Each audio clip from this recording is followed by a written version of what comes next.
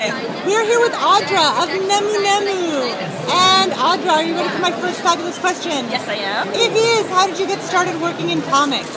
I got started probably from a younger age. I was really interested in comics, just reading comics in general, and I wanted to create my own, so I had started drawing some comics with my friends and I doing weird things. And then in college, I actually submitted a comic to our school paper, and that did well, and then I kind of moved into working full-time regular jobs. I wanted to do something creative with my husband, my boyfriend at the time, who became my husband, and we started Nemu Nemu, which is now my full-time job, but it was really just something that we did for fun on the side, just to stay creative. Perfect. So you said that you read comics as a kid. Who were some of your early influences?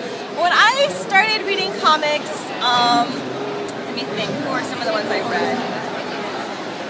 The very first comic I read was actually the Nausicaa graphic novels, like the Hayao Miyazaki V's editions that came out way back when.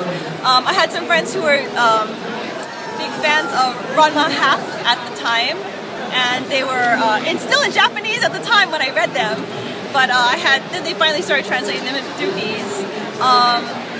Let's see, I had a lot of the early V stuff that came out, so like the Psychic Girl, and my drawing style was very influenced by a lot of those, as well as like Haruhiko Mikimoto, who did Macross, the character designs, and Akemi Takada, who did the anime version of Kimagure Orange Road. Okay. So all of those things, I read a lot of graphic novels, and that's kind of where it all started for me. Perfect. Yeah. What are you currently working on? Currently working on, every Monday, Wednesday, Friday, I try to update with my comic. It's currently every chapter is kind of like a short story in itself. So right now it's an adventure of one of our Henshin Rider characters, and it's kind of working its way into the second arc. This is the last of our events for the year outside of Hawaii, so I'm thinking about all of the craft fairs that we're going to be doing later on, and all the new things that need to come out for then. Very good. All right. What comics or graphic novels have you read recently that you would recommend for kids or for teens? Let me think. For kids and teens, what have I been reading? I have been reading like the new Avatar ones that came out recently. Yeah. I really enjoy those. I actually love anything that Gurihiru has been doing for Marvel. Those have been great. I look at just for the artwork actually, but I suggest like Yotsuba is always a favorite of ours, and anything that he does, like Azumanga Daioh. Gosh, I put on the spot. What else do I read?